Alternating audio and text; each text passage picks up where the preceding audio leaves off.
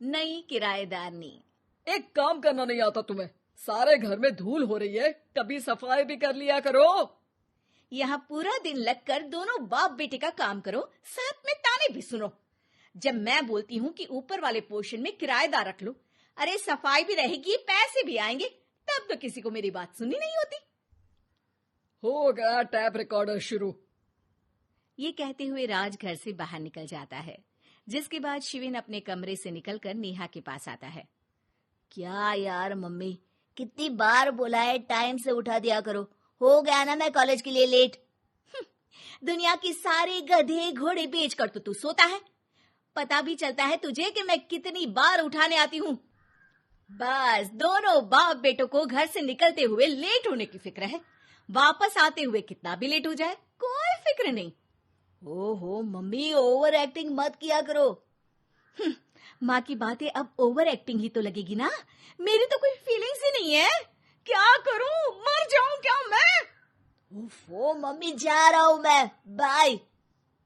शिविन चला जाता है और नेहा बेचारी किलस्ती अपने घर के कामों में लग जाती है।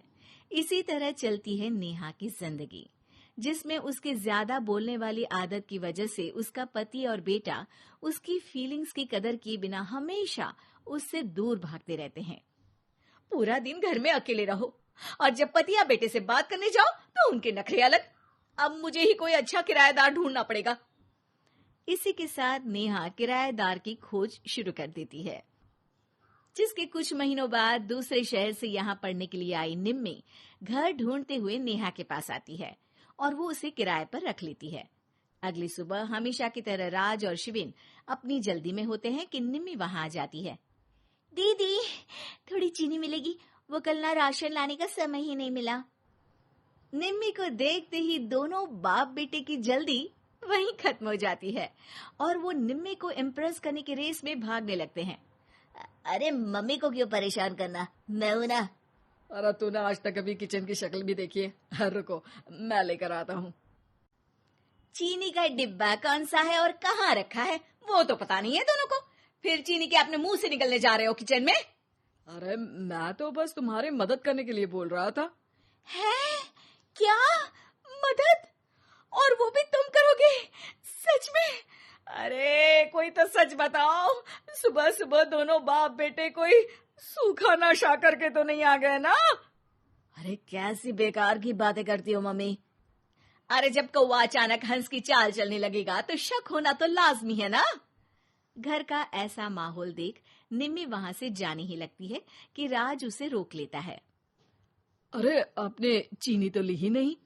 इट्स ओके भैया, मैं आज बिना चाय की ही कॉलेज चली जाऊंगी। जहाँ एक तरफ भैया सुन राज का दिल टूट जाता है, वहीं कॉलेज सुन शिविन खुश हो जाता है। वैसे आप कौन से कॉलेज में हो? इस पर निम्मी जवाब देने ही वाली होती है, लेकिन नेहा टोकते हुए बीच में बोल पड़ती है। अब दोनों को देर नहीं हो रही। हद है इनसे भी, कहीं बात बनने ही नहीं देंगे मेरी तो। अरे जा रहे, अब यहाँ बचाई क्या है? इस पर निम्मी के पीछे पीछे शिविन कॉलेज की तरफ और राज ऑफिस चला जाता है। इसी तरह दिन बीतने लगते हैं, जिसमें अब सुबह जल्दी जाना और शाम लेट आने का सिलसिला सुबह लेट जाना और शाम जल्दी आने में बदल जाता है। एक शाम वो दोनों समय से पहले ही घर वापस आ जाते हैं, जिन्हें देख नेहा हैरान रह जाती है। हाय मेरे रब्बा, अरे पहले घर जल्दी आना शुरू कर दिया और आज तो उससे भी जल्दी। कहीं मैं कोई सपना तो नहीं देख रही? मतलब अब क्या हम अपने घर भी जल्दी वापस नहीं आ सकते? अरे घर तो कितने सालों से तुम्हारा ही है, पर लगता है कि अपना ही है, इस बात का एहसास अब हुआ है। वो सब ठीक है मम्मी, निम्मी कहाँ है? जरा उसे बर्थडे विश तो कर दूं। अरे वाह रे, आज तक तो अपनी माँ का बर्थडे तुझे याद नहीं रहा, उसका बहुत याद है। वो तो मुझे पापा ने याद दिलाया है। हैं? अरे क्या बोल रहे हो तुम झूठे? नहीं बेबी, देखो मुझे तो तुम्हारा बर्थडे भी याद नहीं रहता, तो उसका कहाँ से याद रहेगा मुझे? तौबा, मैंने तो किराएदार रखकर अपने ही पैर पर कुल्हाड़ी मार ली। बेटा तो बेटा, यहाँ तो बाप भी किसी से कम नहीं है। इतनी देर में निम्मी भी घर वापस आ जाती है, जिसे देखते ही शिविन हैप्पी बर्थडे गीत गाता हुआ उसके पास चला जाता है।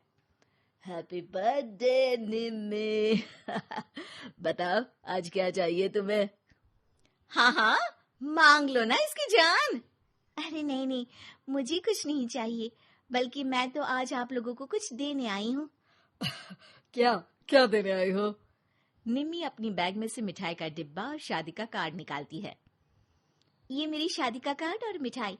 आप सबको मेरी शादी में जरूर आना है और इसी खुशी में मिठाई खाइए। निम्मी की बात सुनकर जहाँ शिविन और राज शौक में आ जाते हैं, वहीं नेहा हंसने लगती है। दिल के अरमां आंसुओं में बह गए। नेहा की बात से कंफ्यूज्ड निम्मी उससे इसकी वजह पूछती है, जिस पर नेहा अपने पति और बेटे की सारी करामातें उसे बताती है। आई कांट बिलीव, आपको मैंने भैया बोला, और शिविन तुम्हें तो मैं हमेशा छोटे भाई की तरह समझती हूँ, लेकिन कहते हैं ना, man will be always man. लेकिन आज से ये विमेन सेम नहीं रहेगी इनके लिए। फिर क्या, बाप बेटे आगे आगे और नेहा झाड़ू लेकर उनके पीछे पीछे।